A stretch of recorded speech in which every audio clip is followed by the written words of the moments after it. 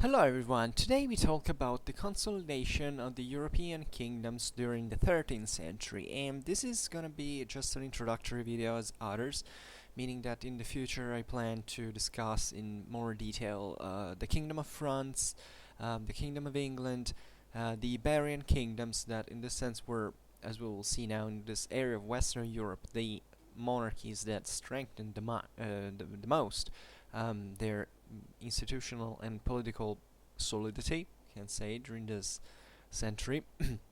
First of all, and this is just probably many of you will not hear this video today, but just wanted to spend a thought for the Notre Dame Cathedral, and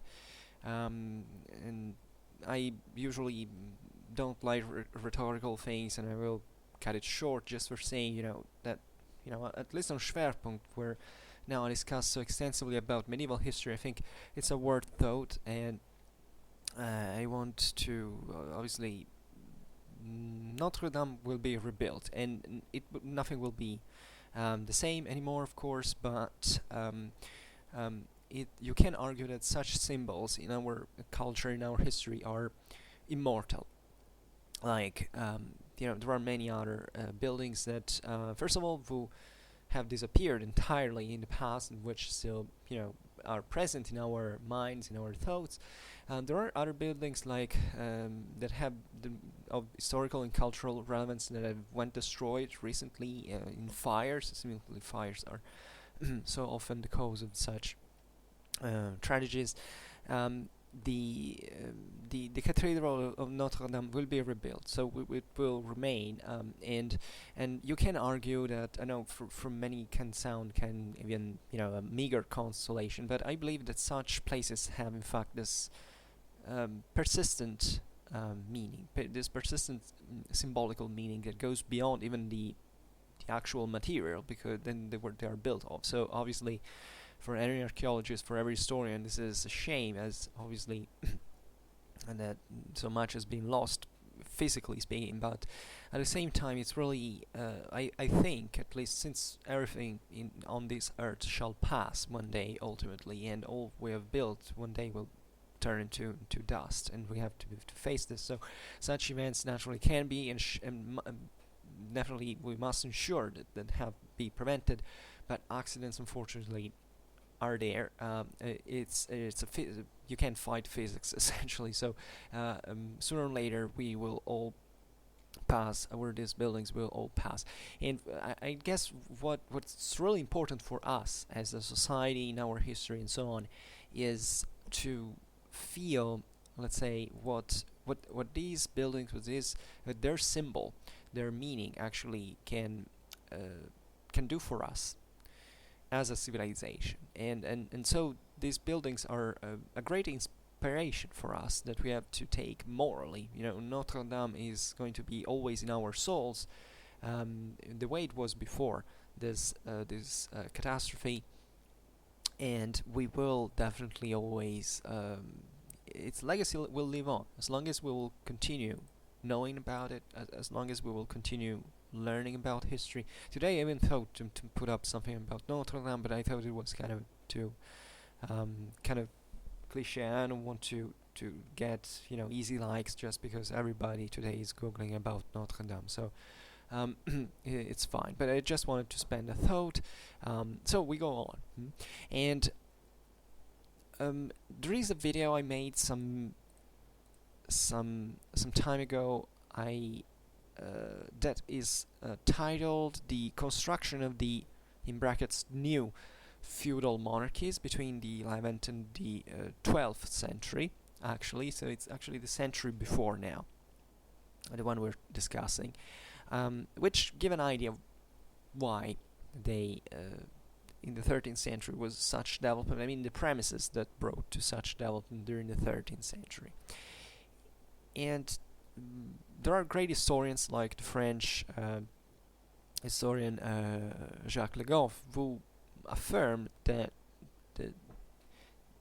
one of the most important, one of the most fundamental aspects of European history in the 13th century is represented by this kind of irresistible. This was the term, ascent, rise of the monarchies and of the state that they constitute practically. And it's really true that relatively to the video I was talking you before the monarchies during the 11th and 12th century, that that after the difficult construction of these monarchies on a feudal base, as it happened in previous centuries, during the 13th, there was in great part of the European West, in different ways and times, also a further strengthening of monarchic power. And what is also more striking is that this was happening at the same exact time where when the universalistic ideals of power related to the empire and the papacy were declining, were at dawn in many ways. So there is a broader historical interpretation that that sees, let's say, such strengthening during the 13th century as a sort of first step towards the affirmation of the modern state. Because objectively, if you look at the entities we're talking about, I mean, with France and England, that's self-evident. I mean, these were two big European kingdoms that eventually remained to be the same. Of course, they had their own changes, also institutionally, constitutionally, so that France is not a monarchy anymore, just for instance. But objectively, the state, and this is what Le Goff was talking about here, the idea that there is a French state, an English state.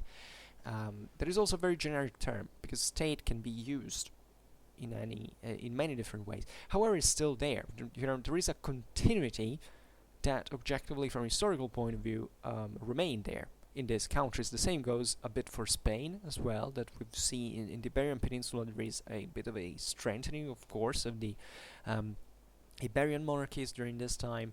The 13th century is the century in 1254 of the great victory of Las Navas, which sees basically the Christians of the Iberian Peninsula to take also this very big chunk of Iberian territory back from the Muslims.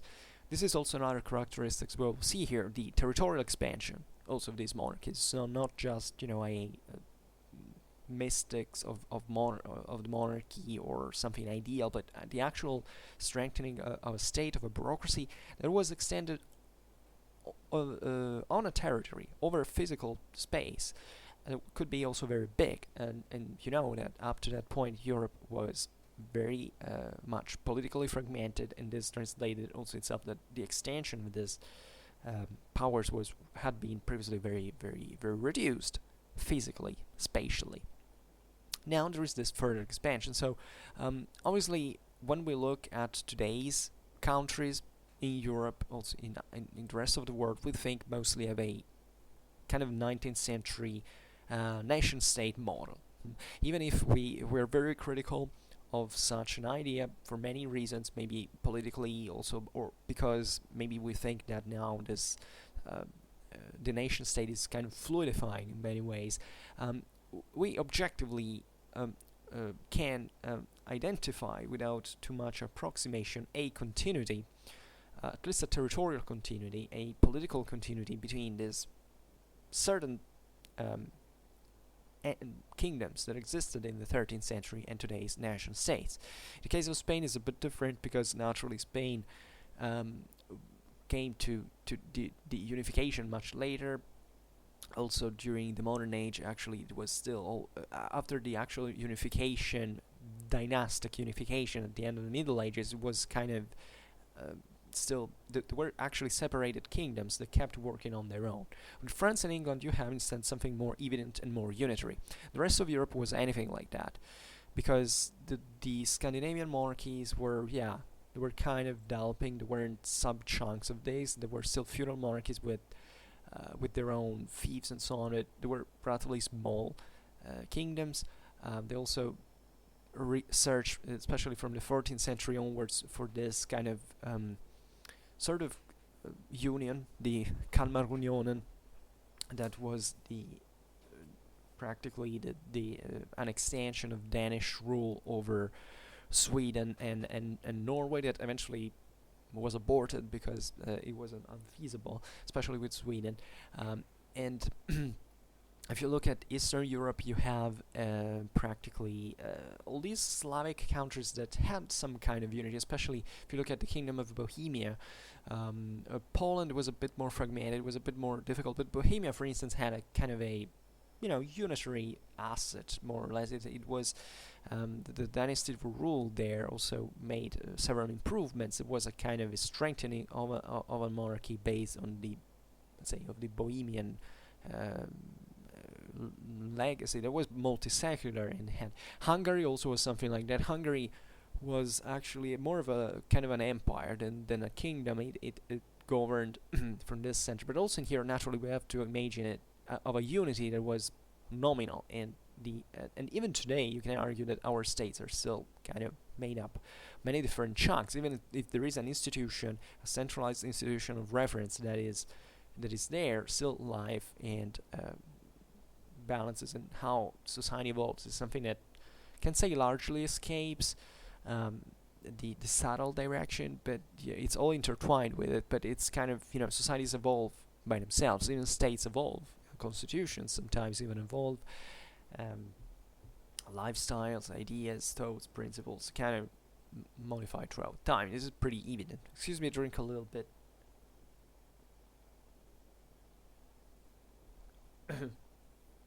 And many of these Eastern monarchies actually were elective as well, so they eventually, some of them were relatively functional, excuse me, but on the long run, and this, however, at the end of the Middle Ages, and actually during the modern age mostly, those powers were strengthened, a kind of more centralized rule, were the ones who had practically to make it. Even from relatively smaller bases, were founded during the Middle Ages. If you look at Germany, that's what we were talking about. At this point, there wasn't anything, especially during the 13th century, like a unitary monarchy. It was there institutionally, but it didn't work pretty much. Same goes for Italy. The fragmentation of these two countries is quite evident. The actual only two big statal entities that had existed before in this context had been obviously the Byzantine Empire, that at this time gets destroyed but remains practically at the end of the century. The Byzantines are able even to reconquer Constantinople, and what had been the Caliphate of Cordova, that up to the 11th century was a kind of a very solid centralized state with a permanent army, bureaucracy, tax system, so on, and at this point instead was declining and being fragmented into the various taifas, and that's also part of the reason why eventually the Christians got the upper hand once again in the Iberian Peninsula. So another point that can be made, however, is definitely actually two I wanted to make. The first one strictly related to this kind of finalistic ideas that somewhat, what happened in the Middle Ages was at the base of the national state of certain countries in later times. Is kind of you can criticize it profitably, because objectively such statements like one of Le Goff can be interpreted in a kind of finalistic reason. The idea of modern state is a bit too daring for the Middle Ages. That idea of state is something that started to originate mostly during the 16th and the 17th century, and also in those times there was an attempt to to link essentially the development of such monarchies during the modern times to what had been started into the Middle Ages. And objectively, it's partly true and false at the same time. I mean, there is no, you obviously, there is a more subtle criticism you can make of this, is that it didn't have necessarily to happen once again. Well, excuse me, to happen, that such kingdoms would develop into something stronger. Of course, there is nothing determined in this sense. There is nothing teleological into it. But at the same time, you can, I believe, at least I lean very much towards this direction. You can't avoid to observe that whichever the intentions were in the 13th century, still, a kingdom like France or a kingdom like England were essentially the same political entity, with all its changes, with all its modifications, were massive, were enormous, especially from the early modern times onwards. But they were essentially the same reference point. Even the dynasties in part were kind of the same. They kind of descended one from the other. These were feudal kingdoms. Let's never forget it. So that when you look at the Middle Ages, you have always to bear in mind that most of what we conceive, there are people who still today project their national perceptions on something in the past objectively didn't exist as such. When we talk about the Middle Ages, especially in feudal Europe, we have to conceive definitely certain proto-national identities that existed, because objectively, say, northern France, there was a kind of except Bretagne perhaps, there was a kind of French proto-national identity. The same goes for England. It's very evident. Then actually you can make a point saying, well, okay, it wasn't really like that, because also in there maybe the feeling was not a kind of there was this attention towards who were under whom you were under, in the sense that there was much this idea that, I don't know, I'm the subject of this lord, for instance. That was the prevalent thought, and this was pretty much alive even up to the actually up to the French Revolution. I mean, the Valencian regime was conceived like that. You were a, I don't know, peasant, a servant, whoever, who's, therefore as the average medieval or modern inhabitant of Europe, and under whom you were, whose land was the one you worked, and that's what really made you belong into something. Then of course you spoke a language that was common with people who lived all around, that had this kind of national perception, and there were, as a matter of fact. So it's actually very blurred. I don't like when, sometimes it's good to kind of break the schemes and say, okay, let's reconsider it in a very different way from the one we thought it before. And it's perfectly fine, especially when you come from a mindset that really stresses such kind of monolithical ideas of history, these big chunks, especially looking at the Middle Ages from a modern or contemporary perspective, can be disorienting in many ways, because you said, but wasn't there a state really like the one in Dixon? No, there wasn't. It was very different like that. But at the same time, it's excess, and it's fine to stress this, because it kind of fluidifies your mind. It makes you stay more open, more critical. But at the same time, you don't have to go on the other axis, in my opinion, saying, okay, well, in the Middle Ages there was no state whatsoever. Because also the concept of state can vary enormously. The word state, actually, in the time which, especially from the Renaissance, was starting to be used, think about Machiavelli that uses it, was a very open, fluid word, semantically speaking. It didn't really mean much categorical. This is another problem that we have with our own language, that we reason with the conceptual categories of enlightenment, for which every term, every definition has to remain inflexibly immutable.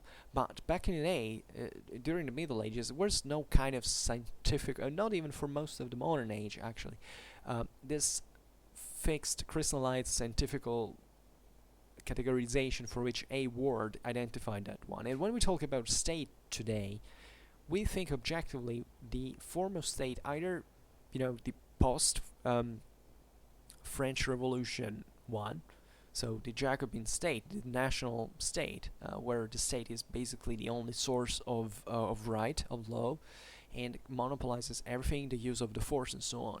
Either we can think about the modern state, that actually is kind of conceptually maybe it's more interesting, but also in here it's very blurred, because objectively it's very, very difficult to say when did the modern state actually begin. Because if you look, you say, well, the 16th century, yeah, okay, but if you see what on this 16th century monarchies, and you look at where they came from and where they went to eventually, you realize there's no watershed. I mean, during the 16th century, it didn't happen a great much that could say, now there is a new form of state. Also because most of the 16th century state was something that had been already built back in the late Middle Ages. So this subdivision for which we have to say, okay, everything didn't happen for a finalistic reason. Yeah, of course it didn't, but at the same time, you shouldn't indulge too much in this idea that the Middle Ages had no central organization, because objectively every kind of political and social entity has a degree of organization. In the moment in which you delegate basically a certain power, pay certain taxes, you can argue that that's a state, and that's something that has always existed, even in early medieval times. I would say early medieval times in certain ways were also even more centralized than the high Middle Ages, because feudalism was not there. It was still partly a continuity between this public fusion between the idea of public from the Roman and the Germanic worlds that kind of worked syncretically at a certain point. So I personally have this, because I must confess to you that I had a very intense debate with about this. Fortunately, a polite one with a modernist, not in here, not in Schwerpunkt.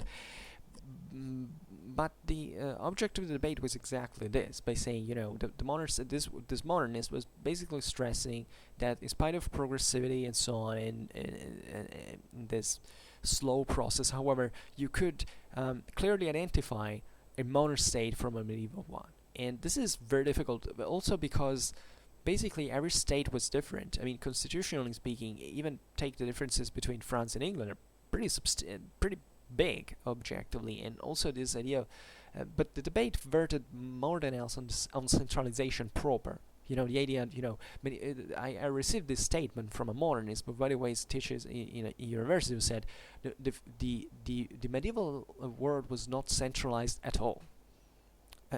If I had said such a thing during my medieval history exams at university, I would have I could have not passed, because you can't say objectively anything like that. You can't look, in fact, at the developments that happened exactly during the 13th century and say, with bureaucracy, with taxation, with the hiring of mercenaries in place of feudal, and saying, this wasn't centralized. You can't look at papal Angevin bureaucracy and saying things like there was no bureaucracy in the Middle Ages. Leaving aside the Byzantine Empire, that had probably one of the especially the Byzantine Church had one of the most advanced bureaucracies that had no equivalent up to, in fact, the modern age.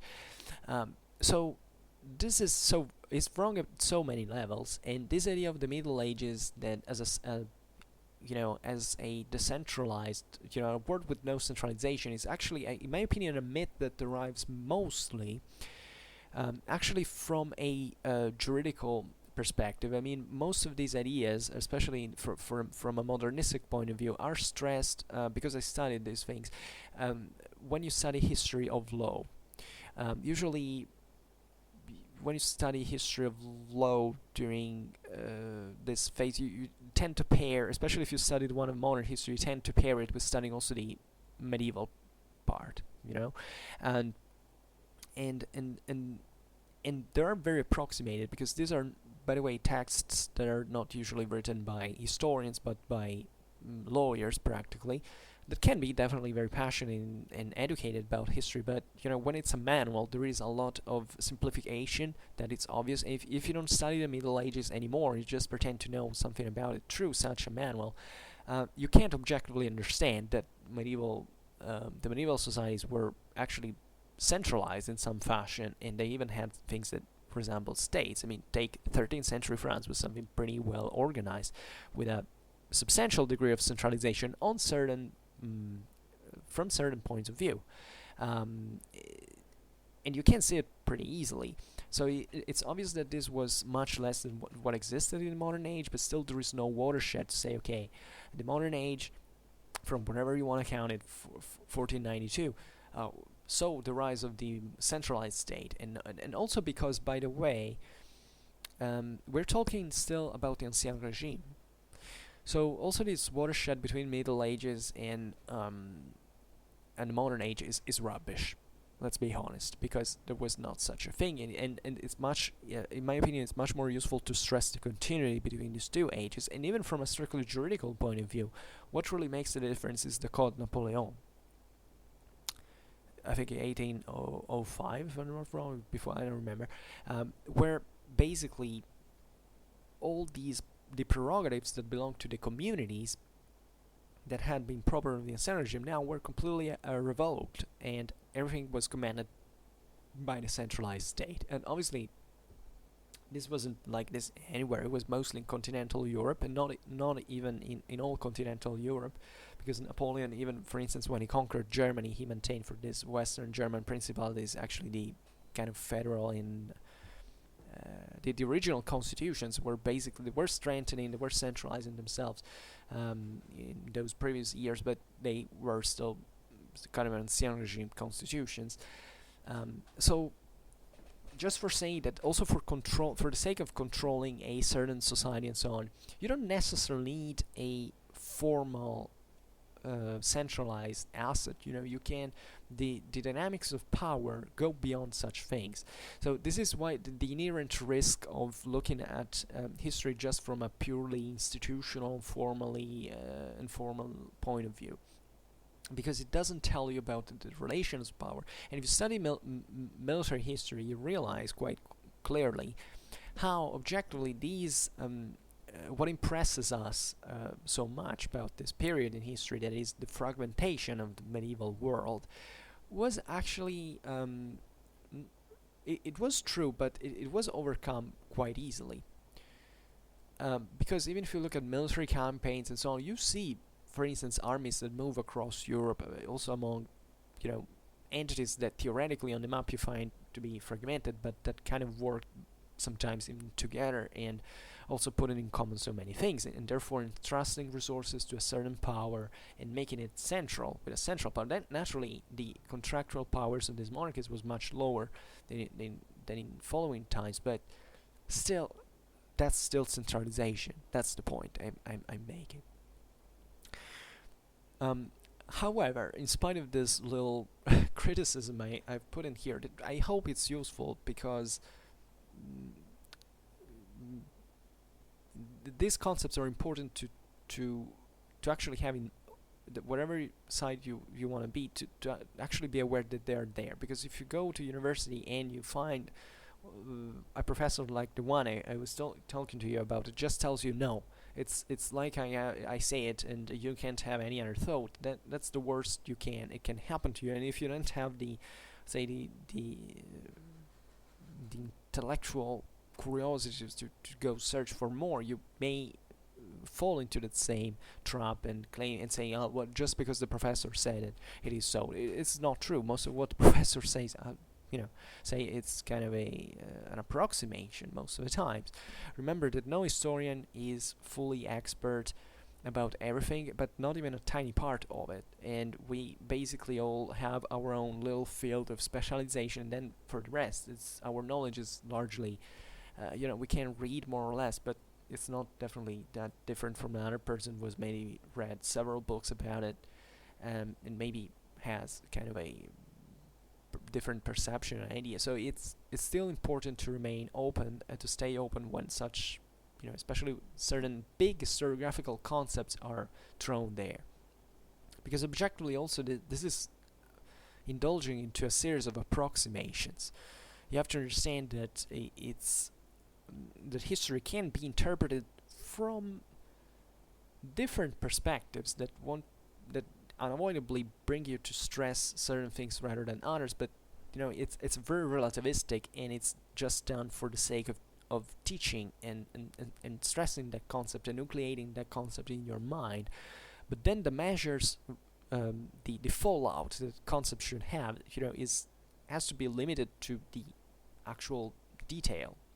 Where when you go to read the sources, to study the sources, and you start saying, okay, well, how can I apply this concept I have, and do I have an alternative for it? Because most of the times your big struggle between different forms of interpretation. Excuse me, I drink a little bit.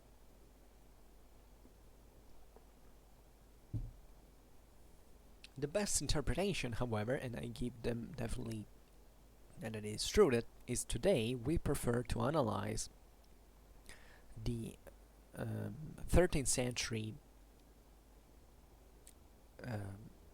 formation, let's say, of a new model of state, a monarchical state, as a process that had a great importance in itself, which goes kind of beyond the following developments, and that are definitely not linear, nor based on the simple relation of progressive evolution. Because history can also go backwards. Also, another terrible concept, but very badly expressed, but substantially true. I mean, and also the state from the 19th century was conceived as something that had to rocket to the skies. I mean, we still believe that inherently. We think that with technology we will do basically everything, that our society is gonna always grow. It's not really like that. The same concept of progress is very, very dangerous. So more than anything else, actually, because it deludes people into make them believe that there's always things are always going to go kind of better in some way, or at least that there's going to be a continuous, especially technological, socio-economical progress. But this is not really true. Many times in history things went in reverse, and maybe certain things can go better while certain things go worse at the same time.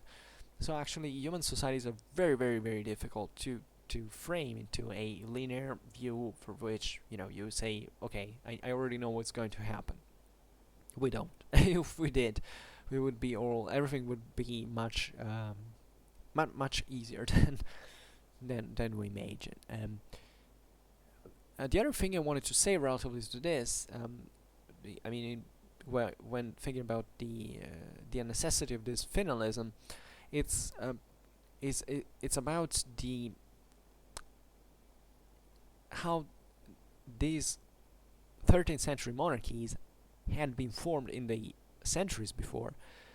If you take England, for instance, you had the Anglo-Saxon kingdom, and that in spite of all the problems from the Viking Age and so on, had remained and actually had taken a kind of consistent shape. Before the Norman conquest, the Anglo-Saxons had objectively some of the probably most advanced administrative system at the time. It was a very functional state in many ways. If you look at France,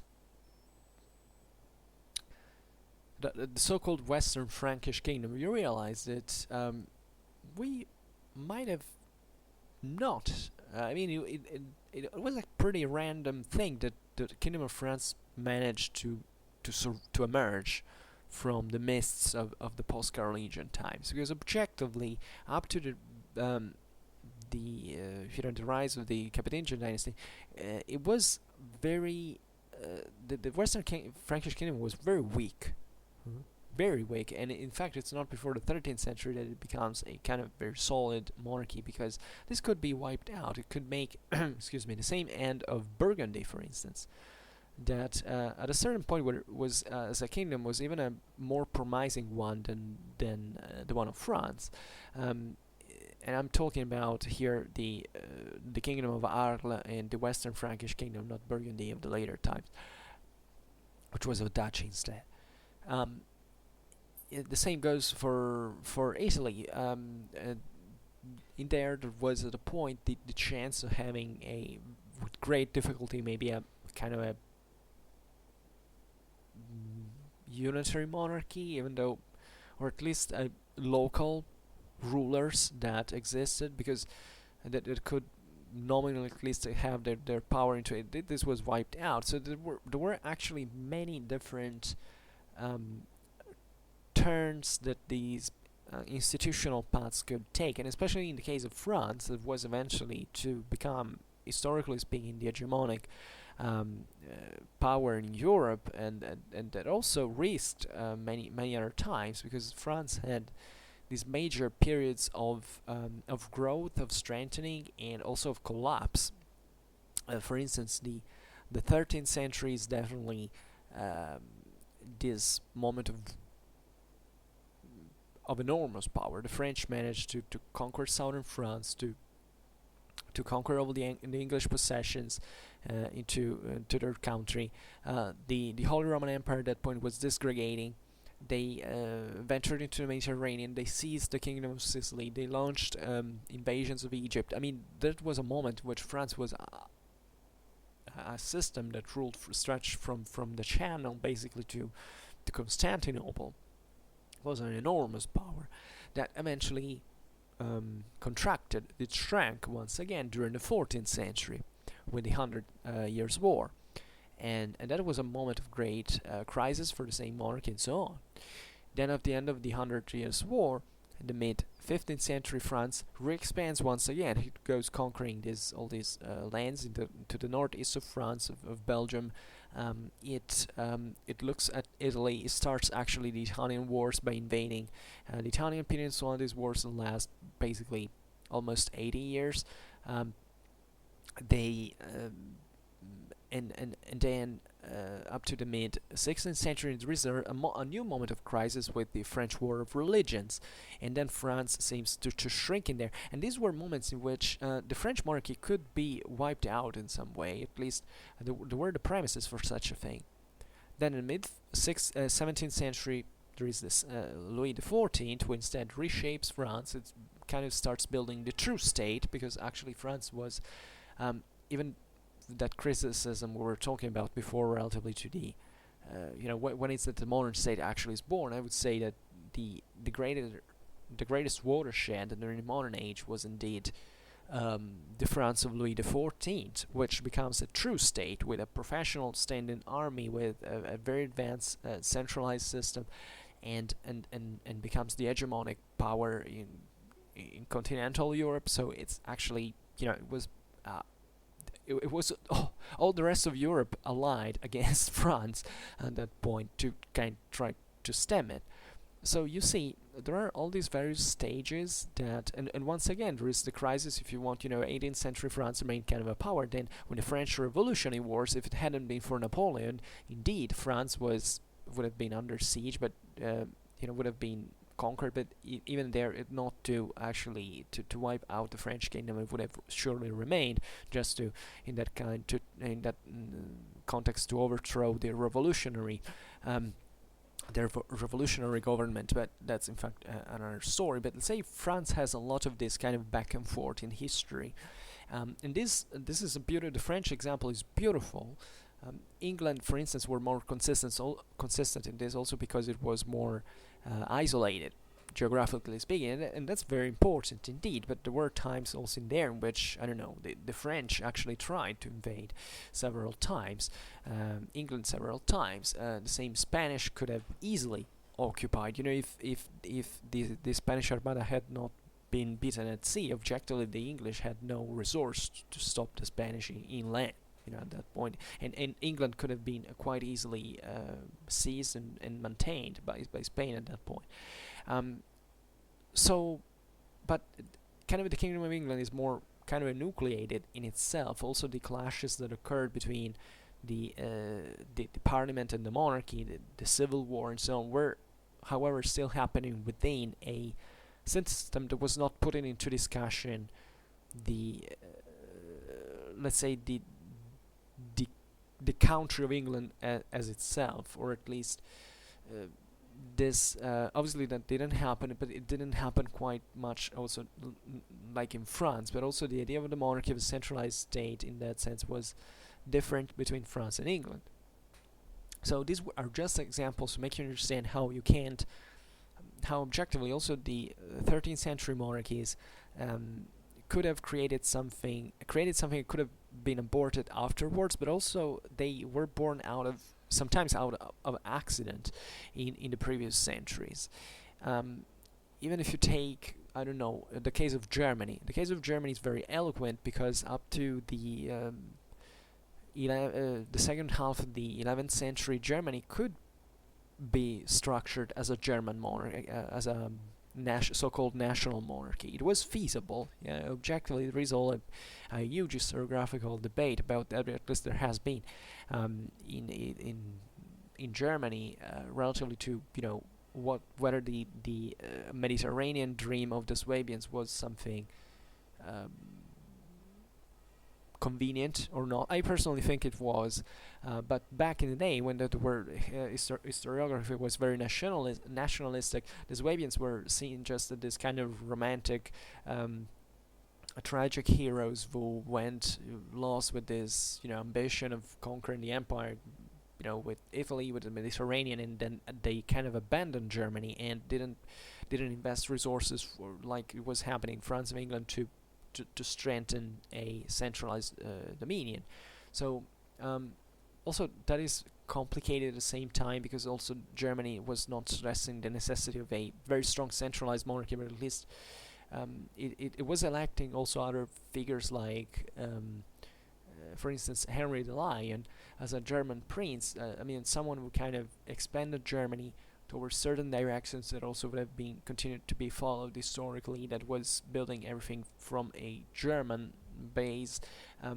So also here a very complex story that I will maybe talk about in another time, but just to make you understand that, yeah, okay, now we know how history went, but it didn't necessarily have to go that way. That's actually one of the most important remarks you can objectively do when talking about history, we tend to, at least I do, I don't know whether other people, but to think that maybe if, I sense it more than else instinctively. I don't really believe it, but it's as if you look at these countries, you said, oh, these had somewhat to exist for some reason, and because they were so structured and so naturally there, and maybe just one event could have made the whole history changing. As a matter of fact, history can change continuously for several different events, and it did change continuously in that way. Of course, you can spot the persistency of these political entities by saying, okay, well, yeah, they kind of kept existing, so even if there is a more structural reason for which they existed, because if it also was completely random, it would have been quite unlikely to, of course, for these countries to exist, of course, and naturally human societies work in certain ways, and that's what the point I was making before, that tend to to also give themselves an orderly fashion. Sometimes through abuses and prevarication and oppression, definitely, but it's kind of a worldwide phenomenon. Objectively, when studying history, we study these kind of states, monarchies, empires, and that's our point of reference. But at the same time, we even instinctively we try to justify what happened.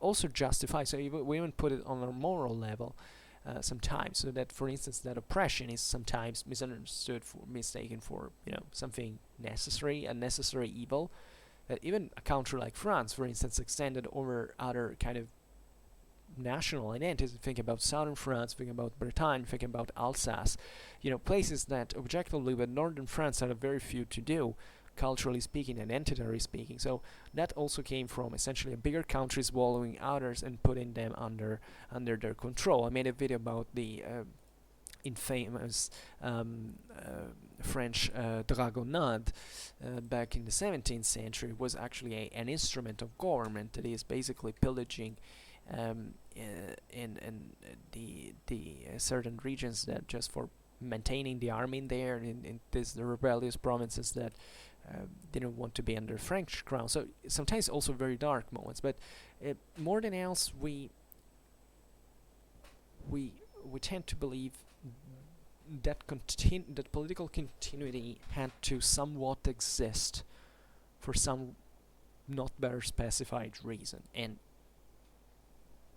the more you look at history in detail, the more you realize even the life of a person, and not necessarily the one of a king or a dynasty, could really alter radically the history of of the whole Europe. I mean, think about what Luther did. How was Luther?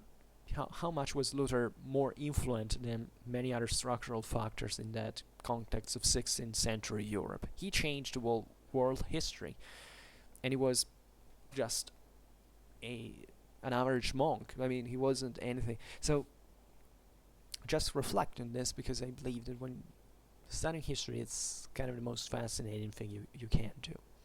So going back specifically to the tracing, kind of in general, as I said, the characteristics of the monarchical states of the 13th century. As we pointed out before at the beginning, this process didn't invest the whole Western Europe, and even this process was actually only one of the many expression of a renewal of the powers that characterized the 13th century, on the base of, as a consequence of what had happened in the centuries before. And this mostly happened through the use of feudal relations. This is kind of very important, because these weren't, in fact, states who started from, as we were saying before, in early medieval times were actually much more centralized in political theory, at least, than feudal kingdoms. And up to this point, Europe had been fragmented in a way that, however, is still very, very homogeneous in its feudal practices that had been very spontaneously developed during these years. So even the sovereigns that had managed at this point to build a new base of for their own power were building these through the feudal relations, the vassalitic beneficiary relations, this homage and so on. So practices that were actually very very old in substance, because feudalism also wasn't born actually in post-Carolingian times. I mean, this kind of clienterly relation between vassals, senior and vassals were there since they existed in the Roman world, they existed in the Germanic world. Now they were just kind of homogeneized. I don't know whether it exists as a verb in English, but they were also implemented, and that mostly had to do with other matters. They're chiefly, mostly, I think, socio-economical. It was really feudalism at that point was really a matter of who had more power in his own hands, and this already reveals you how objectively feudal times were not so decentralized as we imagine, because of course these kingdoms were kind of all split in bigger chunks of these various barons or counts or dukes and so on, but these were big chunks indeed, and the kingdom had split up into those because these were despite smaller than a kingdom, there were still, however, big chunks over which a single high nobleman could extend a substantial control. Of course, also these noblemen had their own vassals in turn, so they had kind of the same problems on a different scale. But still, there was a general direction. It was definitely very difficult to put in motion, because now we'll see how in part the strengthening of the monarchies during the 13th century corresponds also to this need of kind of optimizing and fluidifying the political and especially military practice, because lots of the strengthening of these monarchies passed through the military problem, raising taxes for paying an army. This has been kind of the base, even during the modern age, of all the statal developments, the process of centralization, having a steady income to pay an army that could be preferably permanent in some way. During the Middle Ages, there weren't really permanent armies. Say It's only from the late Middle Ages that something like it begins to happen, but it was still very progressive. But also in here, it's only from a formal point of view, because sometimes these powers had enough money, enough resources to draw a substantial force. So maybe these weren't permanent because they were eventually disbanded.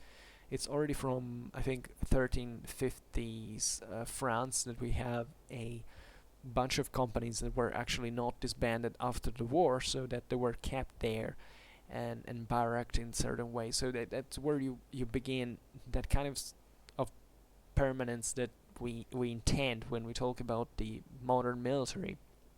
But it was very, very progressive. And for most of the modern age, the armies were kind of similarly organized to the medieval companies that had emerged, chiefly from the 13th, in fact, and the 14th centuries. And it was always a society that was also moving at the same time.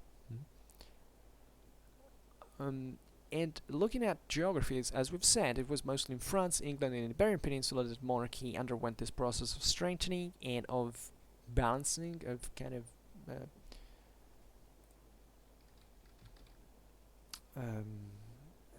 of settled in some ways.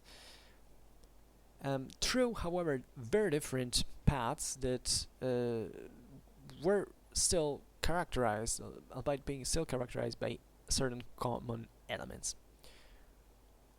Excuse me, I drink once again.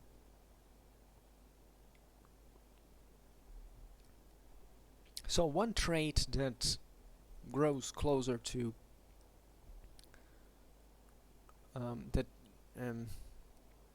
that was in common to the monarchical states of the 13th century is, as we were saying before, territorial expansion. During this century, kings tried to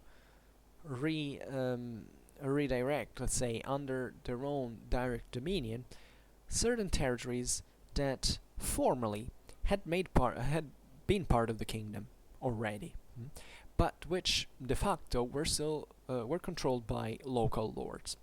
This is also a very important characteristics.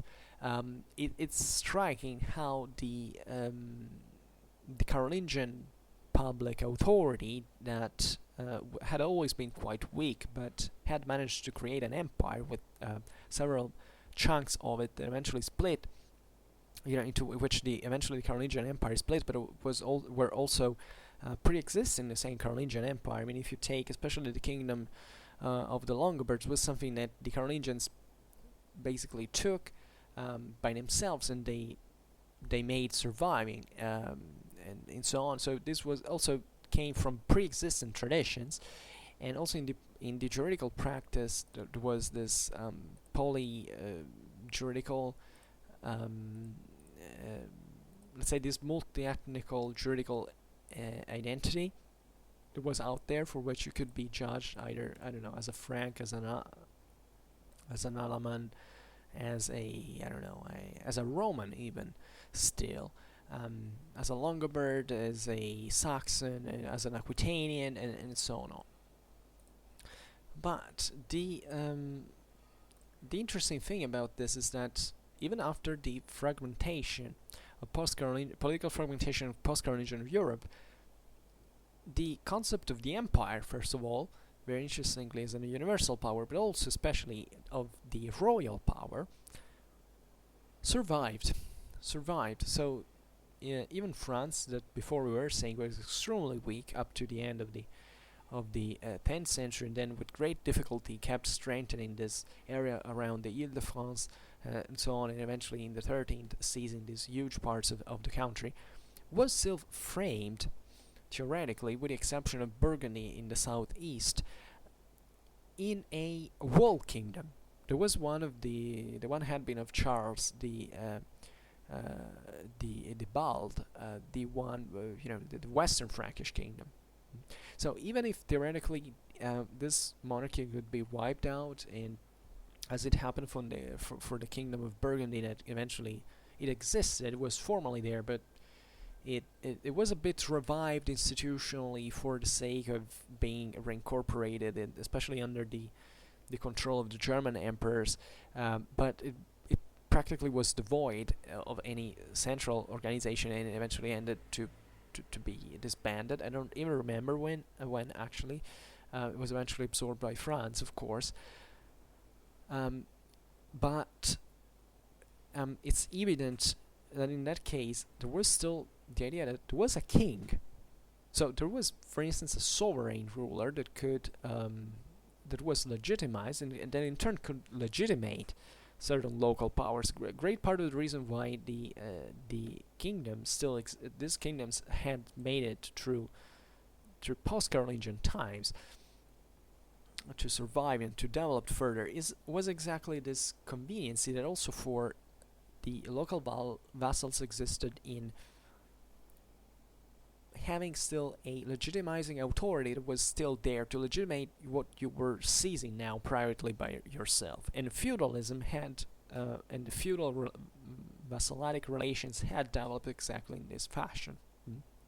So the kings were also partly responsible for the strengthening of certain vassals. If you see, we will have to talk about 11th century France at one point, seeing all these big chunks of the kingdom that were forming. Think about the county of Champagne, or they were enormously powerful. Just think about also the dukes of Normandy, of course, of the dukes of Aquitaine.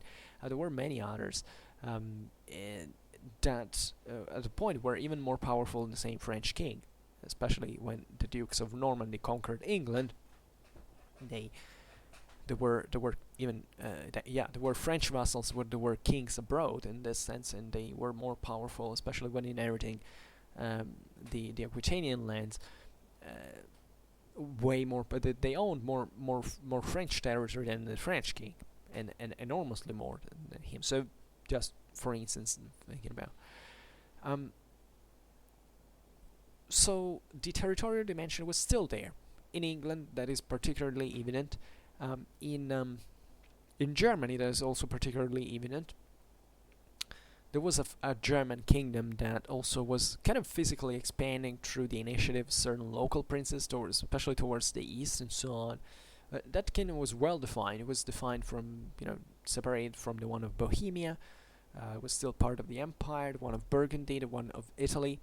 Even in Italy, you realize that even there from the 11th century, a monarchy was fully aborted. Eventually, at least an Italic monarchy was fully aborted, meaning that the Italians basically didn't control the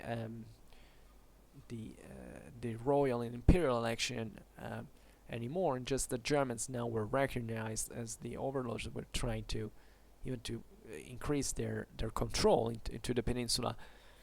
There was still the Kingdom of Italy. The Kingdom of Italy, I think, remained until, in fact, the French, until Napoleon, practically. It was transformed also by Napoleon into another thing. But as long as the Holy Roman Empire survived before it was disbanded by Napoleon, there was a Kingdom of Italy that had certain pertinences there. It was institutionally framed to the Holy Roman Empire, and it existed. There had an Italic crown.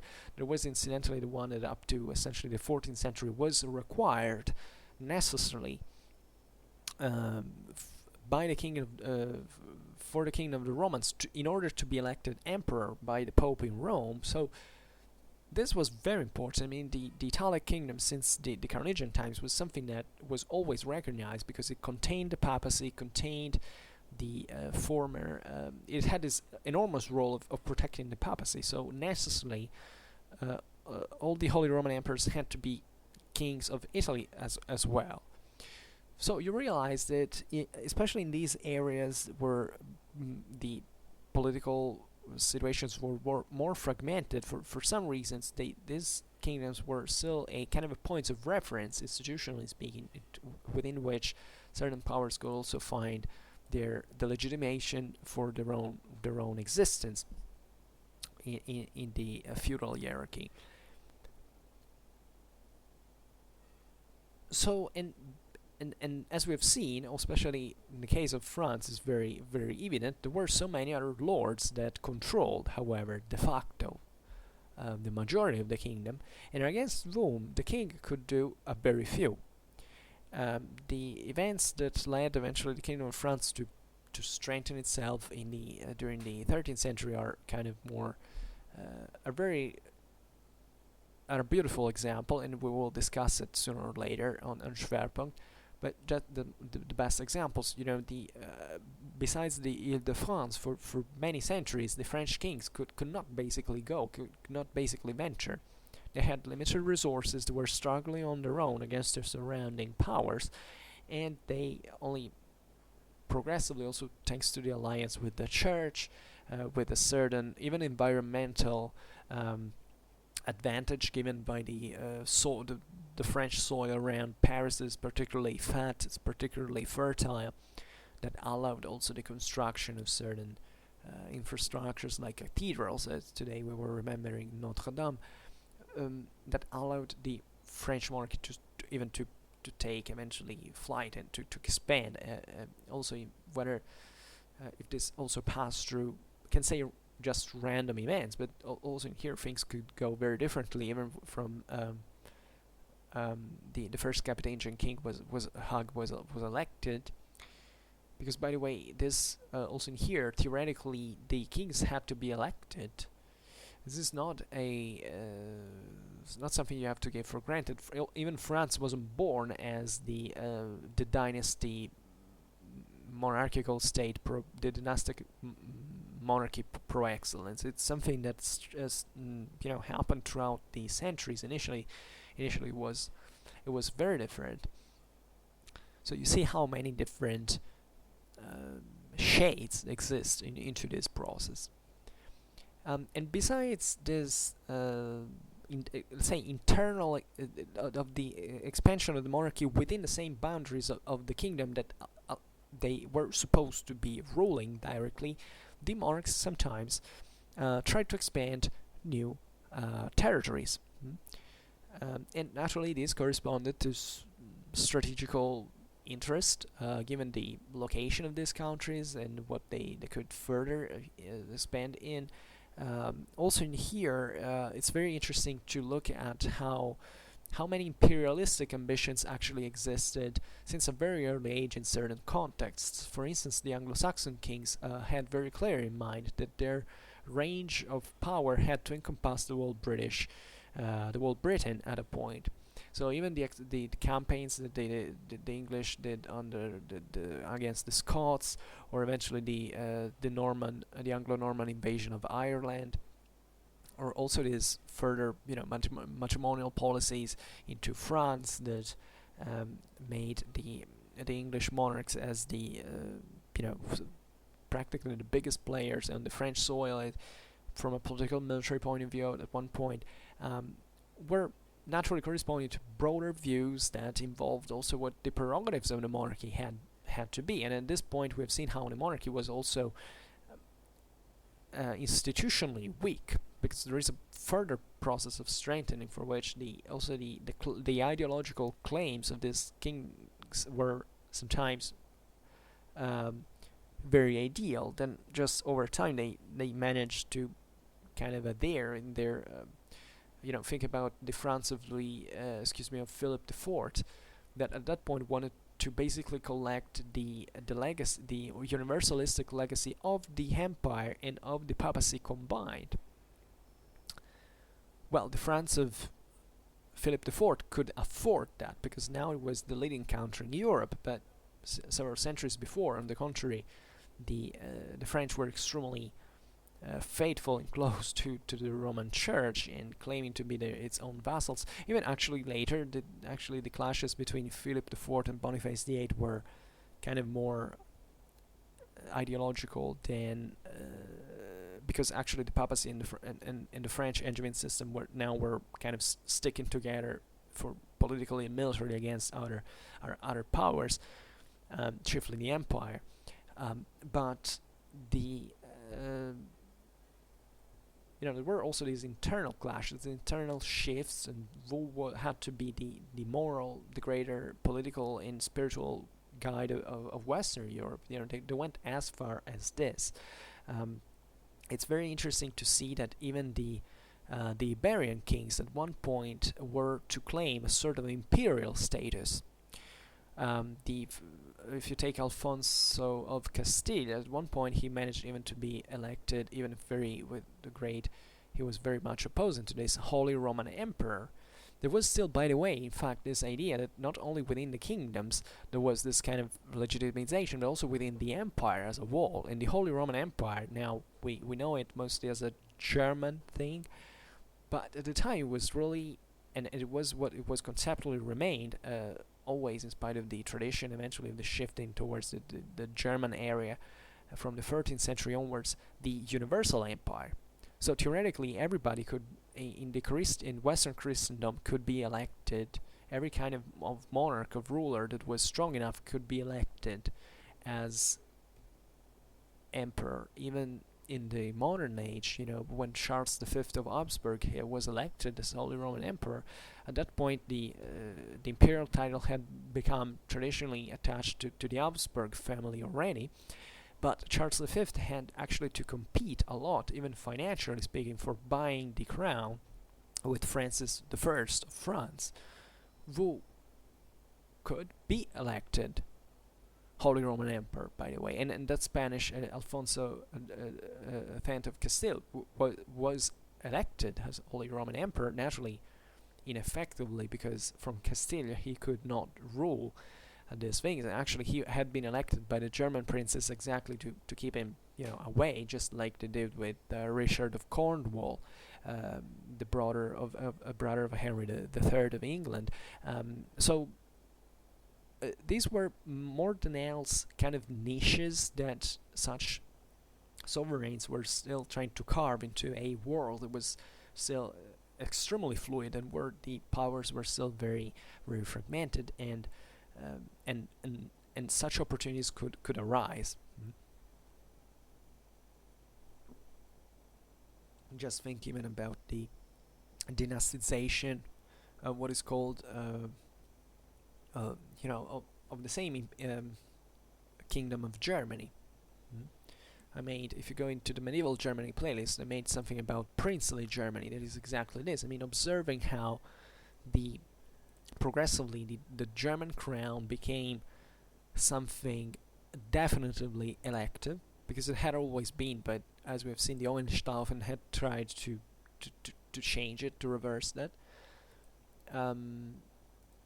in some way, and the that's also another chapter that of European history that took that path.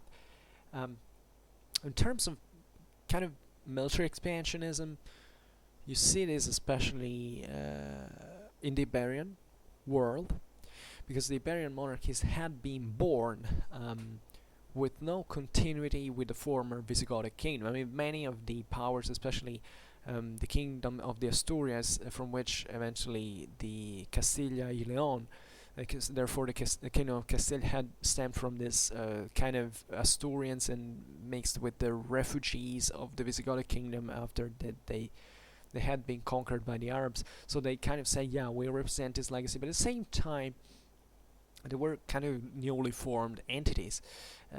And think about even the kingdom of Aragon, something that emerged relatively on its own. The kingdom of Navarre, also the kingdom of Portugal, that came kind of later in time. They were all kind of new entities that definitely developed also.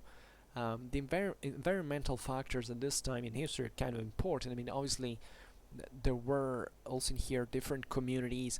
The Iberian Peninsula was very diverse. Also, geography kind of shaped this. There were various climates, there are various landscapes, and there was something that had shaped before also certain Germanic populations that had settled in one place rather than another.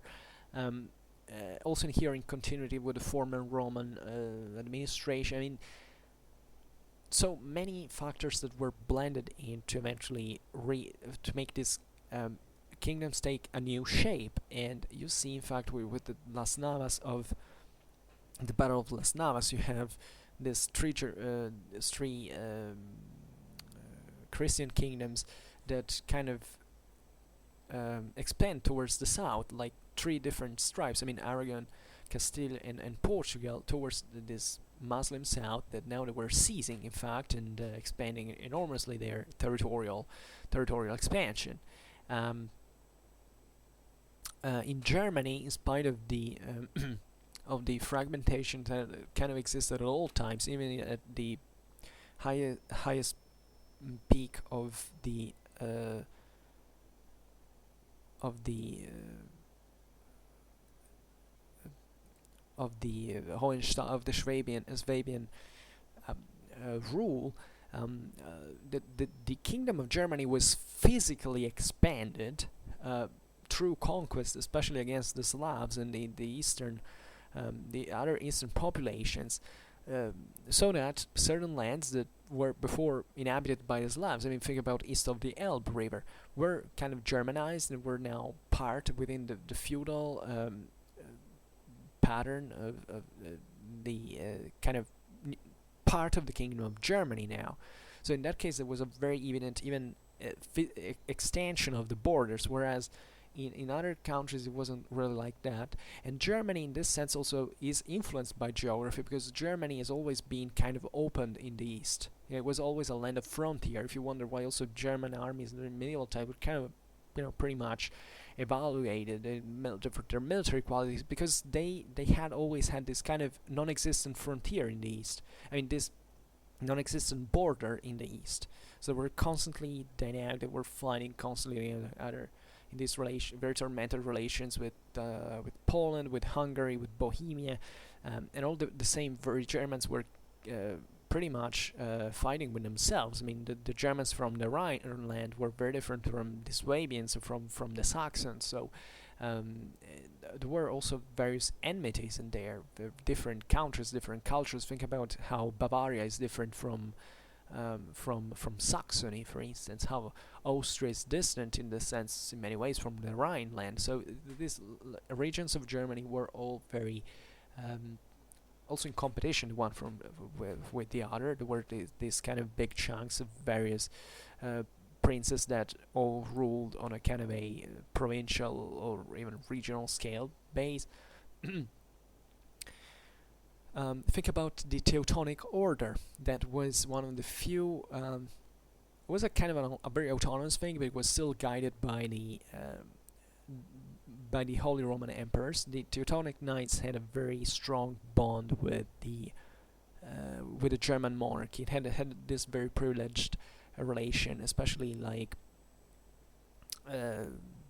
also other orders like the Templars, the Hospitallers, that were mostly actually French, and that were very close to the German Emperor, because it was still believed also that the Holy Roman Emperor had to be somewhat the natural leader also during the Crusades, so they had to make this intervention, and at a certain point, especially when these two powers kind of declined together. I mean, the 13th century was, for instance, the decline of the Holy Roman Empire, together also with the Templar, to certain monastic military orders.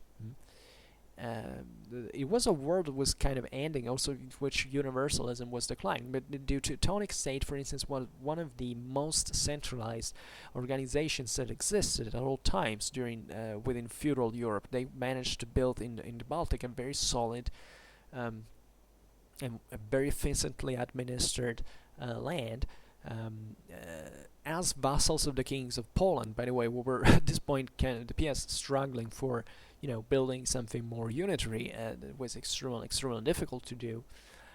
So in here, you understand so many different. In the case of the Kingdom of England, we've seen also how also in there the border was sometimes physically extended. In other countries, I think it's less evident. The German-French frontier was kind of wasn't actually very fluid on paper, but still there were so many balances of power there were shifted and recreated. So it was a very fluid and system for which it didn't even take to physically extend the boundaries of your own kingdom to to extend into other lands. You could simply do things like proxy wars or having different allies and so on. And there was actually a lot of international military activity in many ways. It was normal, for instance, think about how much the French or the German campaigned into Italy at the same time. I mean, Italy at this point was kind of divided between the Guelphs and the Ghibellines, were backed respectively by the French and the papacy and the German emperors. Not always in the same way. There were certain German emperors that were also allies with the papacy. For saying it, you find so many different noblemen and even kings who settled, they were hosted in Italy by this thing. You might say, what were they doing? Well, they were expanding their own power, even at home, through doing this. The monarchies of France and England were funded in most of their military enterprises by the Italian bankers. So seizing, the right, securing the right alliance at that point with this foreign entities was extremely vital for the from the financial point of view. So everything was much more intertwined than we can imagine. And as we were saying before, the territorial expansion of 13th century kingdoms was deeply tied to the changing in the organization of royal armies, into which during this century you see a very sharp rise of the mercenary militias, who were composed by professionals of war that offered their services naturally whoever they paid. Also in here there is another really strict division between the two things, because the narrative is that they gradually substituted the feudal armies that were made up by these lords tied to the sovereign by a oath of allegiance. But also in here there had been a progressive monetization, also the feudal a very early monetization actually of the feudal military service. And this is pretty evident, especially in those countries where the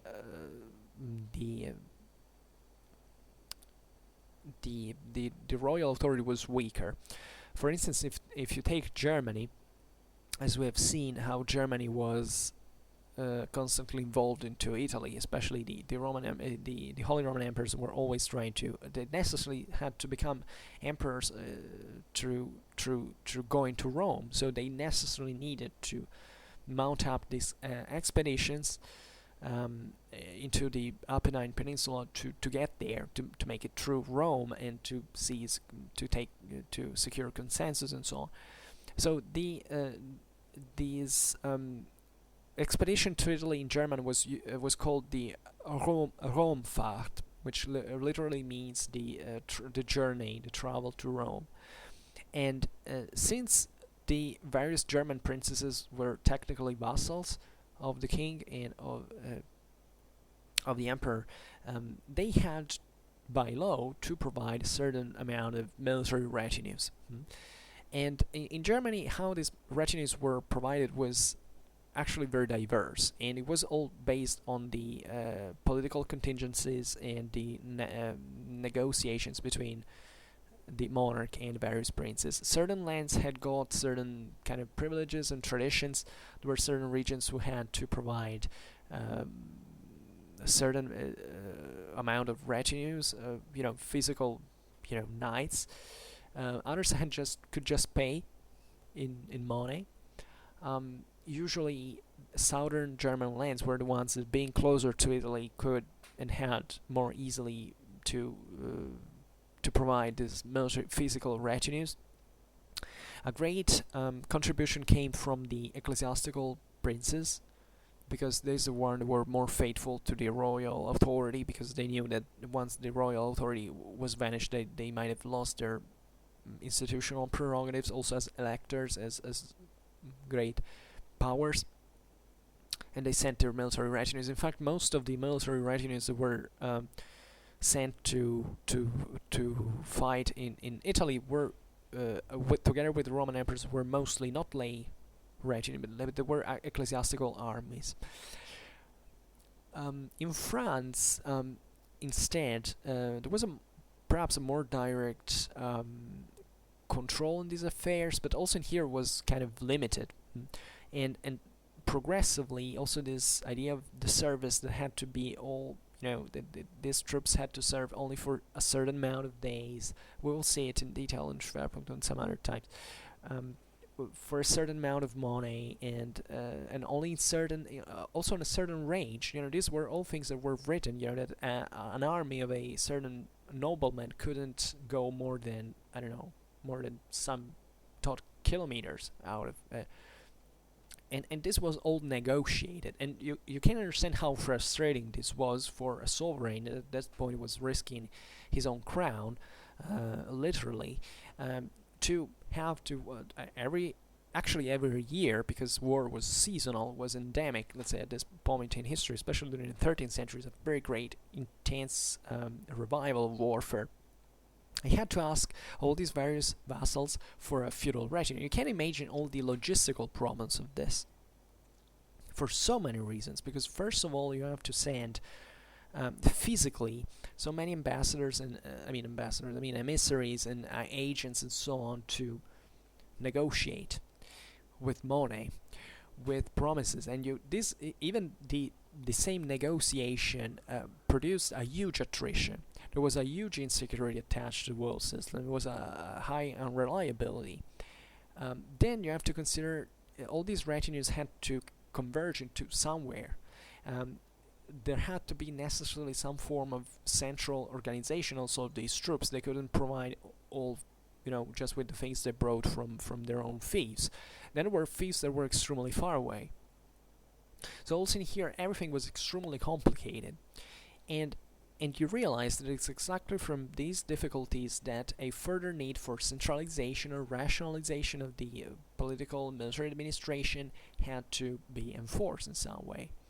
So at this point, really, the use of mercenaries becomes widespread for several reasons. There is also a greater availability of these troops. Europe was growing dynamically, economically speaking, so there were an increasing amount of people that, albeit, for instance, not being noble, could join, could take the profession of arms and sell their services. But at this point also the division of the two things is really blurred, because you can't say, there was the nobleman and then the mercenary who came from nowhere, who was a no one. Usually it was still the nobleman who actually made a business out of war by organizing these companies on their own. And because also the noblemen weren't just guys who were, sending to hell the king and living in bathing in gold. They all had their own problems. Sometimes the same exact problems as a minor scale, as we've seen with their own vassals, the same ones that the king had with them in proportion. So also, this was the point. More money was available at this point, so there were more people who could join to make a living out of war, out of the profession of arms. As we've seen many times in Schwerpunkt, the feudal retinues were kind of professional in nature at the same time. So sometimes these companies were emerging from these same feudal retinues. Sometimes now they were being paired with other troops. This is particularly evident in certain countries. Also in here, France and England are kind of the leaders into this. Actually, it was France that began before to use mercenaries and to hire people who were not the usual traditional feudal levies. But this starts happening especially from the 14th century also in England. I mean, the famous armies of longbowmen that were present in thousands, etc., they were partly recruited between this system of levy on a local base of the various militia that also existed since Anglo-Saxon times, and also through sheer, through privateers. So this was very important because there were certain systems like the condotta or the indentures that were developing at this point and would remain, as we've seen, substantially in use for centuries, even well through the 17th century. I mean, the idea of the company, the mercenary company is still there. It becomes at the base. It was the quickest, the easiest way to hire troops, and there was arguably always someone at this point that could be easily hired if you had the money, of course, because it's always a matter of money. So there was also a very gradual passage in here from the full feudal world of the feudal regimes, etc., and the extremely dynamic market of war of the mercenary companies and so on. But they kind of permeated each other throughout this whole time, throughout the whole Middle Ages. Feudal regimes did not disappear; it was still out there at all times, and many times the crown actually subcontracted certain recruitments using the same noblemen. So not just it was really they were fully involved into this system themselves.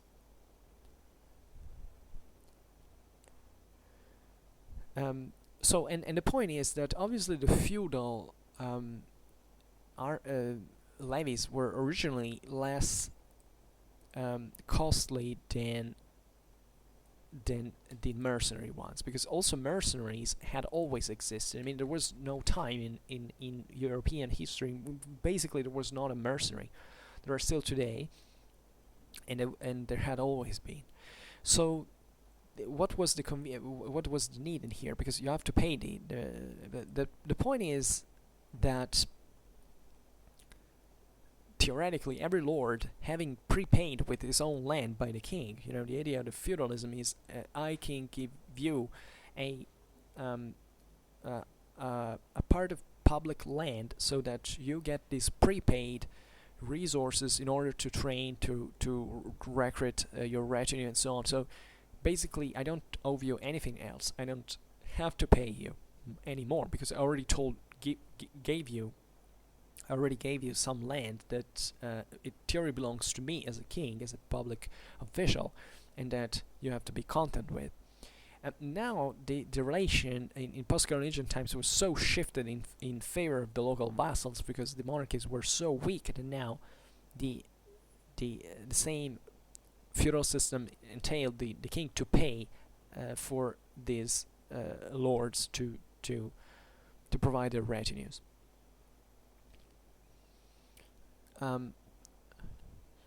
But as we've seen, there were so many problems at this point, also in for mobilizing these troops, and also they were not very homogeneous, especially in organizational terms. There were little bodies of troops. There were not many more. I mean, especially heavy cavalry at this point was enormously costly. So even a very powerful vassal couldn't give you more than a couple of hundreds of heavy cavalrymen. Also, the majority of the vassals could send you just a few tens of heavy cavalry, or something like that. So also these people were sometimes coming from very different background. They were pretty homogeneous, probably in the practice of war in itself, but it still makes there is a difference between fighting alongside people you don't know, and among people you kind of know and you're used to fight with, and you know that you can rely on it. So these were all attrition factors that had progressively brought to the mercenary companies to be hired in a very short time. They were also becoming more uniform from the point of view of military technique. There was also an increasing specialization of the troops, where there were lots of different. They weren't just heavy cavalry that could be recruited. There were specialists like crossbowmen, sometimes even infantrymen, pikemen were used as mercenaries. Very few people. It was rare. Definitely, it was rare, especially with the pikemen, but they existed as mercenaries, and especially during the 13th century, these are a consistent rise of the commoners and of their infantry, so these were also people who could make a living out of that. And in general, the same military expeditions were becoming kind of more costly. There are also certain technological reasons for which the monarchies were strengthened at this point. Think about the introduction of trebuchet and the new military engineering. I've discussed this on my medieval warfare playlist. If you're interested, there is plenty of that.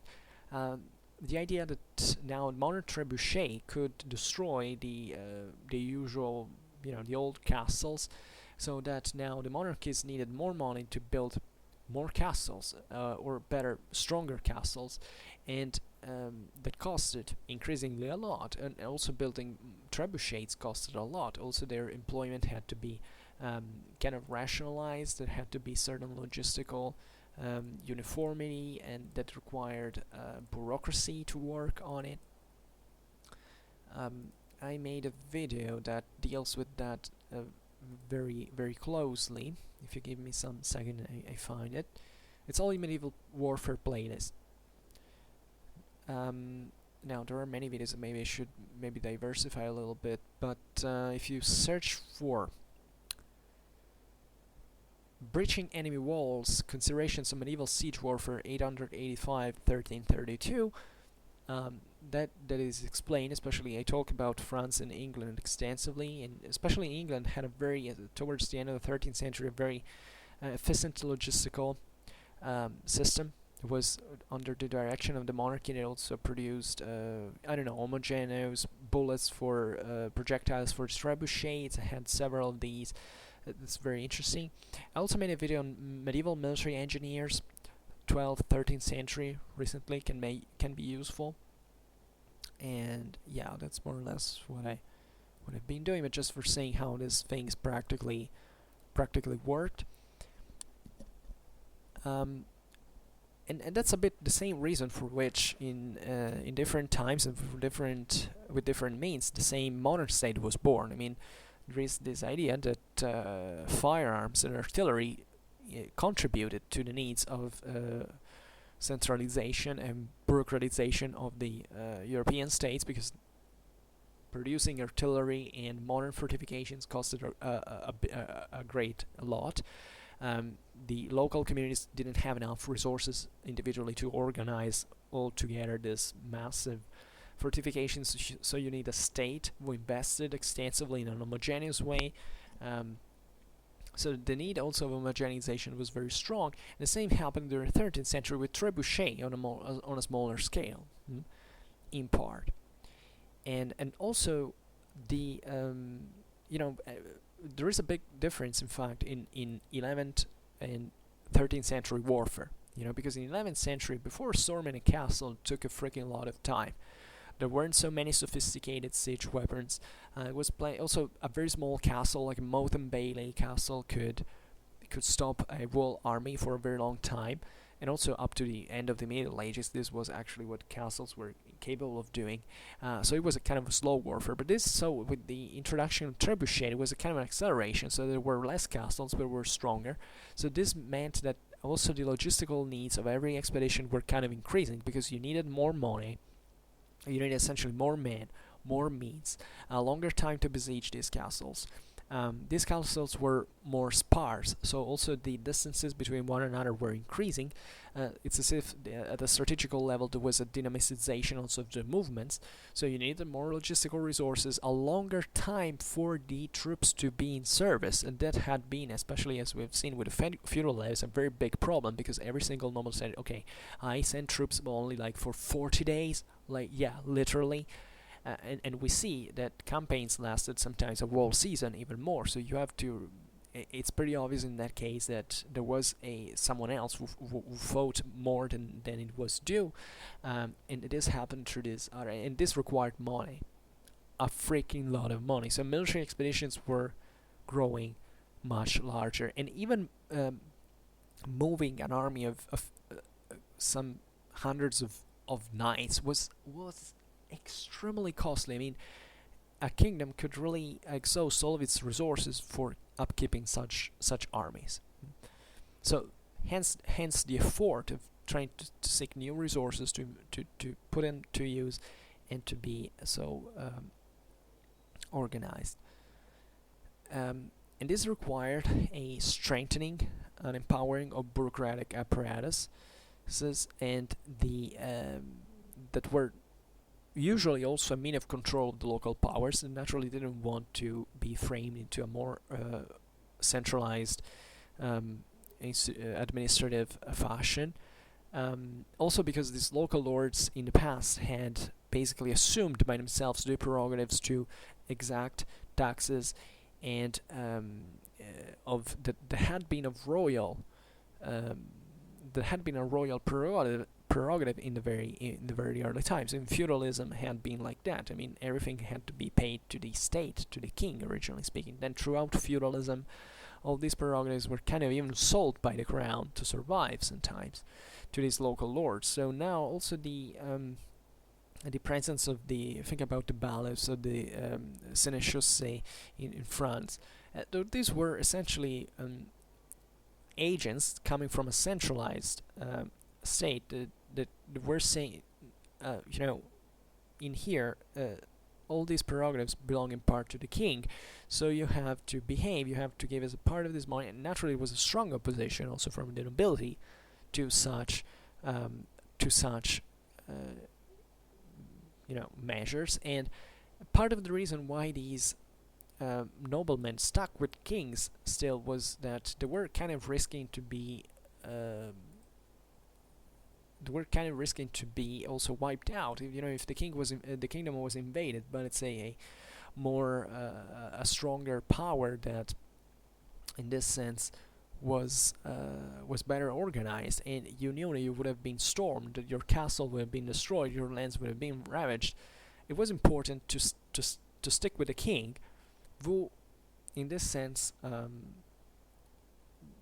could ask you something in return. Naturally, this also varied a lot, also because especially the centralized positions at this time were kind of the best ones. You could even maybe stick with a foreign enemy if you were far enough from the center of royal power, and developing some very important powers on your own. Think about Savoy, how it rose, or Burgundy.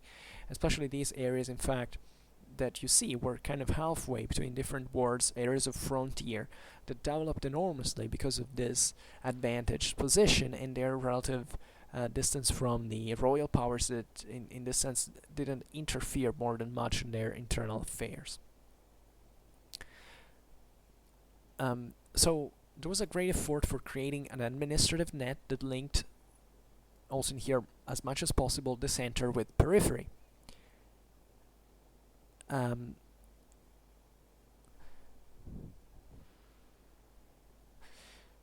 So